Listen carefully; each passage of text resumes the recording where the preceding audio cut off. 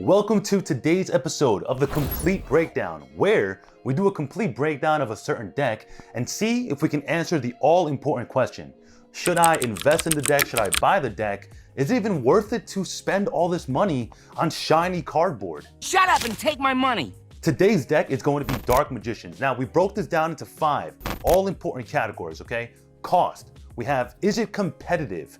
The longevity of the deck. We have price versus performance. And finally, it's more of a subjective area, but does it look good? And is it fun to play? Now, we did ask these questions over on Twitter. So if you guys want to be a part of the next video, I'm going to have our Twitter link down in the description box down below. Hit that link, drop the follow, and be ready for the next one, okay?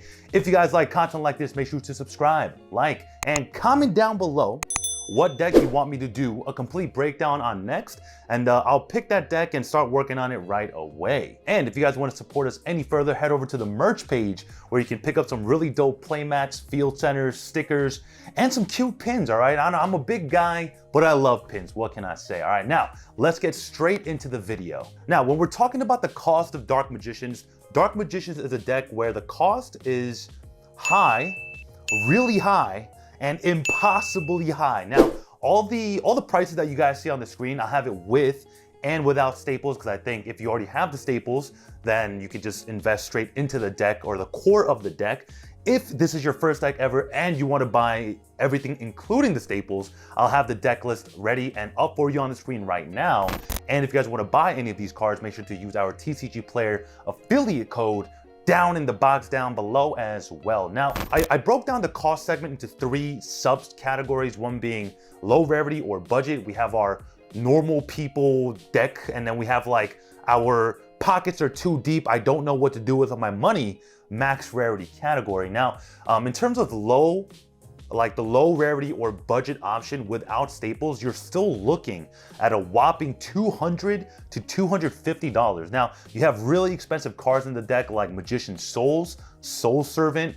In the extra deck, you have Dragoons, you have the Dark Magicians. All of these cards are really, really expensive because not a lot of them have reprints. Luckily, Magician Souls did get a recent reprint in Brothers of Legend, but still, for a playset, you're looking up like northwards of $100, maybe a little bit less, depending on who you're buying from, but generally that's how it works. Now, with staples, right? Because you're playing Pot of Prosperity, Forbidden Droplets, and all these more extravagant staples, which there are budget options for, you're looking at somewhere between $600 to the $700 mark. Now, I know that is a steep asking price for anything when it has to do with the hobby, but when you're playing a deck like Dark Magicians, it's definitely something that you need to take into consideration if you want to play competitively, right? Now, into the mid-range with mixed rarities where you can kind of rarity bump some of the cards that you really want, like looking nice, like Dark Magician itself. Without staples, you're looking anywhere between $350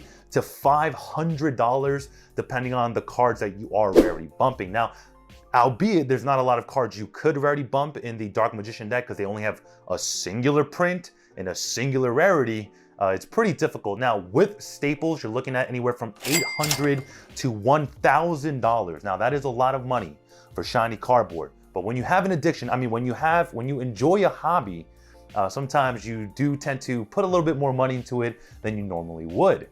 Now, for the max rarity, I have too much money, FU type of money rarity, you're looking without staples from $20,000 to $25,000.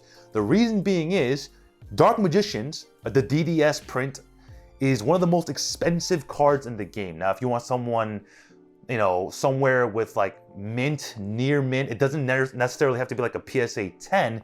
Each DDS Dark Magician will run you anywhere from $3,000 to $10,000. And there are other cards like the MFC First Edition Dark Magician Girl that will also run you a lot of money. Now, with max rarity staples involved, you're looking at anywhere from $25,000 to $30,000 plus dollars, because Lightning Storms are Starlight Rare, you have, you know, Forbidden Droplet ultis, you have all these cards that are insanely expensive, and we haven't even like really touched on the extra deck, right? But if you guys want a kind of a deck list that will be really, really good, post Brothers of Legend. I'll have it up on the screen for you as I'm talking here or there, depending on where I feel like editing it in. Now, the next category is its competitiveness. Can I play competitively with this deck? Now, when you're talking about competitiveness, it comes down to, is it meta or is it not, right? So it's meta versus casual. Now, Dark Magicians is very much so a casual deck.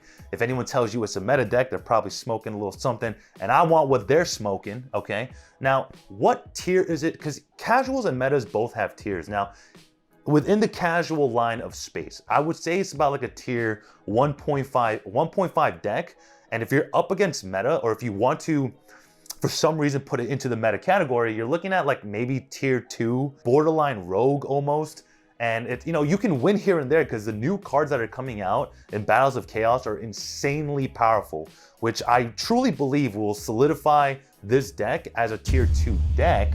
But we really aren't there yet. But we're talking about the longevity, or rather the competitiveness of the deck, which there definitely is a level of competitiveness, because you can make Dragoons, Dark Magical Circle is a banish, you have non-targeting destruction, you have a lot of cards that are available to you, but you definitely lose out by playing 3 vanillas or more. If you're playing Dragoons or Red Eyes Fusion, you definitely do need Red Eyes Black Dragon in the deck as well. But realistically, is it competitive? Yes, but more so on the casual side. If we're talking about meta play, it does need a little bit more help, even post Battles of Chaos, but Dark Magicians is a deck that will always get support anyway, so it doesn't really matter. Okay, so now we move into the longevity of the deck. Now, this category has 2 subcategories, one being, will it survive the ban list, and will it get future support? Now, Dark Magicians is a deck where all the cards are pretty much in archetype, but granted, one of those in archetype cards are Red Eyes Dark Dragoon. That is the only card that you could see hit on the ban list. That plus Verte Anaconda, but realistically speaking, with the new cards that are coming out in Battles of Chaos, Red Eyes Dark Dragoon isn't really your only boss monster that you have available in your deck.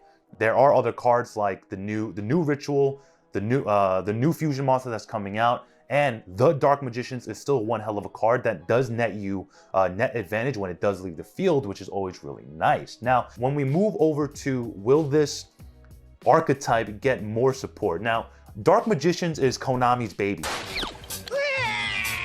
Okay, it's their cash cow. Battles of Chaos is a core set that's centered around Dark Magicians. There is no way that Konami doesn't not stop. They will always be printing more support for this deck. Now, if you're talking about the longevity of this archetype or deck, it's really, really up there, mainly because it caters to casuals, collectors, and competitive players.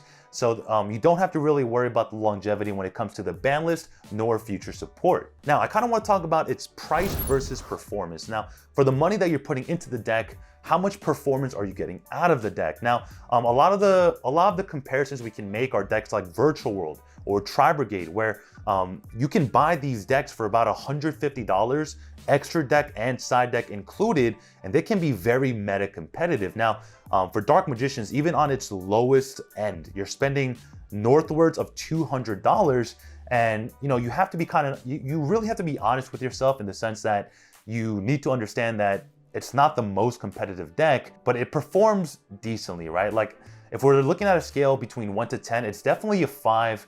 It might be lower, but definitely not any higher as of making this video, because I mean, in the near future, we might be getting even more support, which could really make the deck function much more better. But the fact that you have to play 3 vanillas in the main deck definitely hurt its cause. Now, touching more deeply on the performance side of things, the deck does have a lot of utility built into it, right? In terms of Omni Negates, you have the cards like Eternal Soul that will proc your Dark Magical Circle every turn. The deck can run cards like Super Poly as well, so you have easy access to board removal. And with power cards like Magician Souls and Magician Salvation, which is a new field spell, the consistency level of the deck definitely goes above and beyond what it used to be, but definitely not where it needs to be if you want to be considered a meta competitive deck, hence why we kept it in the casual category. But like I said, with the longevity of this deck and all the support that the deck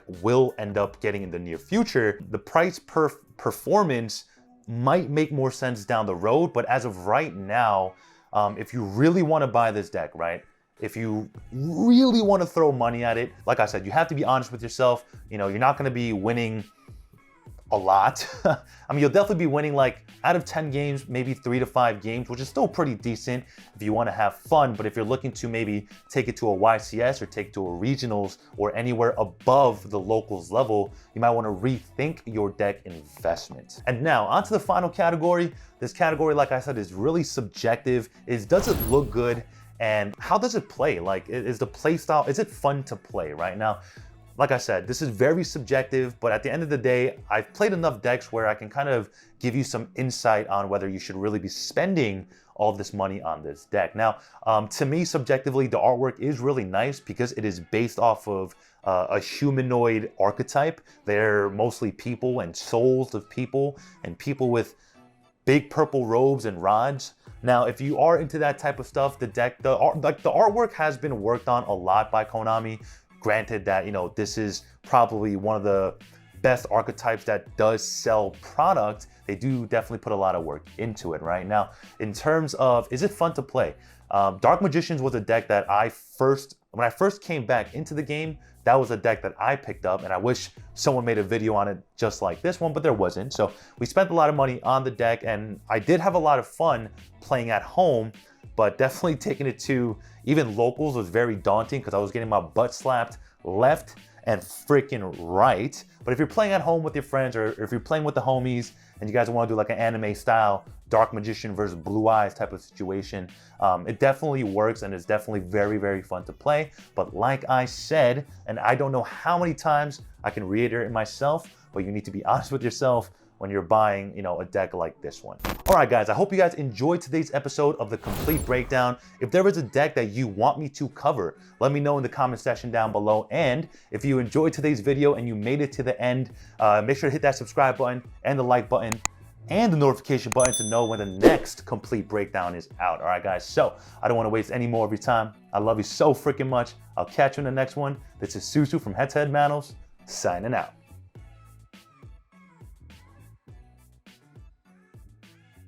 What's up, guys? If you haven't subscribed, make sure to click that button right there in the middle. Also, if you haven't watched that video that YouTube is recommending you, it's probably crazy, all right? Go watch it. This is Susu from HeadtoHead Battles, HeadtoHead Battles, signing out.